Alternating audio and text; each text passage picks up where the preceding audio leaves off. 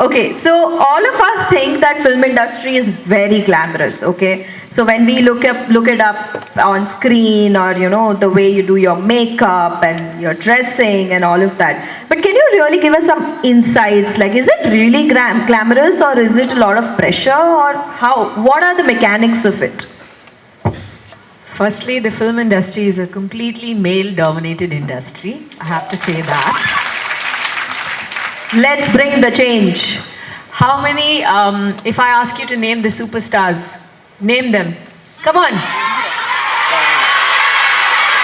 Name, I can't, okay.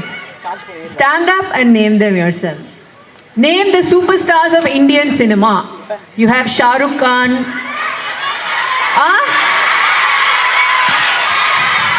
No chorus answers, please. Please stand up one by one and say. Okay. Basically, the point I'm trying to make is, if I ask anybody to name the superstars, they will name Shah Rukh Khan, Salman Khan, Amir Khan, Amitabh Bachchan, Rajinikanth, Kamal Hassan.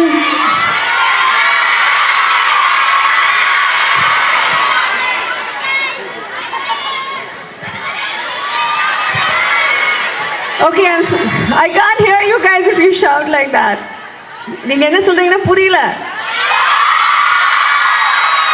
Okay, so what I'm trying to say is, let me talk, stand and talk. This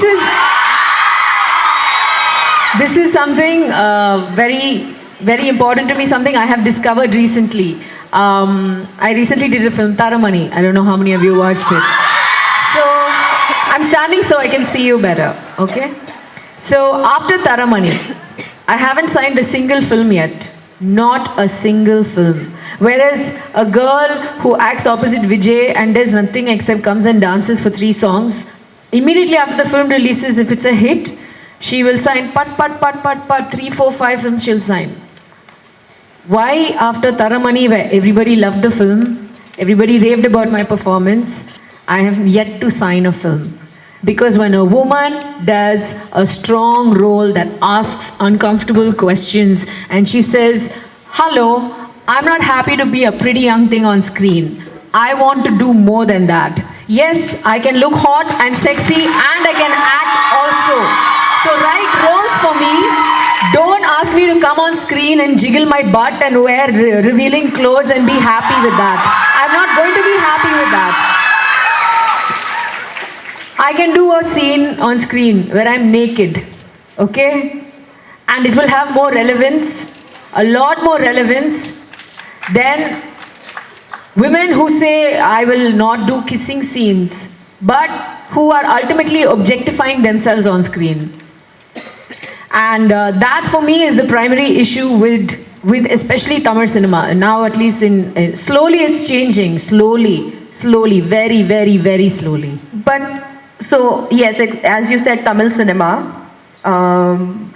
In Bollywood, we see a lot of actresses doing these kind of bold roles and being very well accepted. How did they all start off? So this is my other concern. Even a Deepika Padukone, she had to do a film with Shah Rukh Khan. She has to do a film with Ranbir Kapoor to become a Deepika Padukone. Nayanthara has to do films with Vijay, Ajit, Surya, Rajni. Then she becomes Nayanthara. Why can't and Andrea just do good, strong roles and become an Andrea? Why does the worth of an actress, this is very important. Why does the worth of an actress have to be determined by her co-stars? Even Rajiniyoda pada pannirukanga romba periya heroine. Yeah. Why can't she just do good, strong roles and become a big heroine? That's so my you're question. Trying to say that the industry... That's what I am asking. Those are the questions that I am asking my industry right now. Because that's the way it is right now. It's a very, very, very male-driven industry that you will have to challenge. Because they have grown up with a certain idea of how a woman should dress, should behave, should think, should act.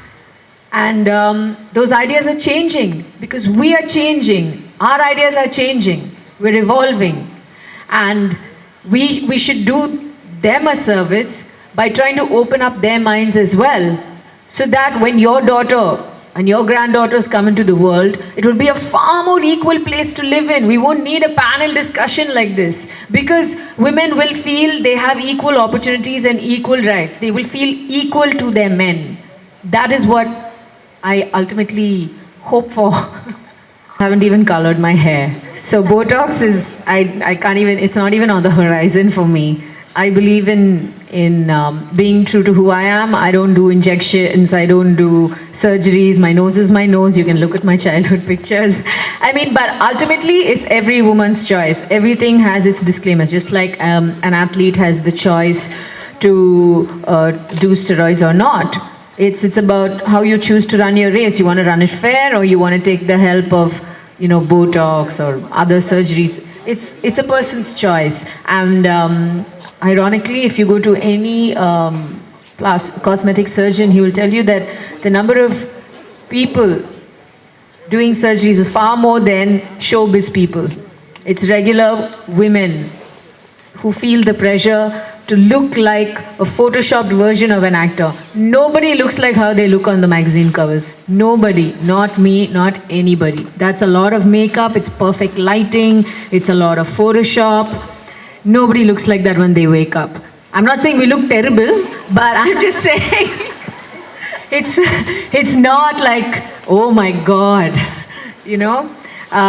So I hope that answers the second part of your question. With respect to the first part though, I think fitness is very, very empowering. My journey with fitness began about maybe a decade or so ago. I started going to the gym. I hated it. I hate exercise, having to sweat and this and that. And also I realized that when I was exercising with the motive of, I have to lose weight, you go into it with a certain mindset, with a certain expectation. But over the years, I have come to understand that going to the exercise is like going to the temple or going to the church. You come out feeling really good about yourself. It's a stress buster. And I have noticed that women who work out, it doesn't have to be the gym. You can go swimming, you can do yoga. When you feel better about yourself, you automatically start looking better. And then, your confidence grows. The way you make decisions, everything changes. So I would strongly advise every woman out there to indulge in some kind of exercise.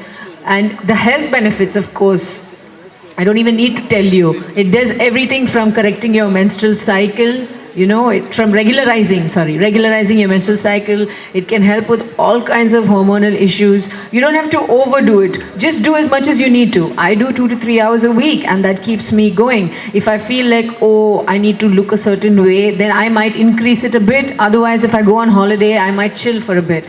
But overall, I think fitness, the mental benefits are what's most important for me, especially. And the physical benefits are just a byproduct of it.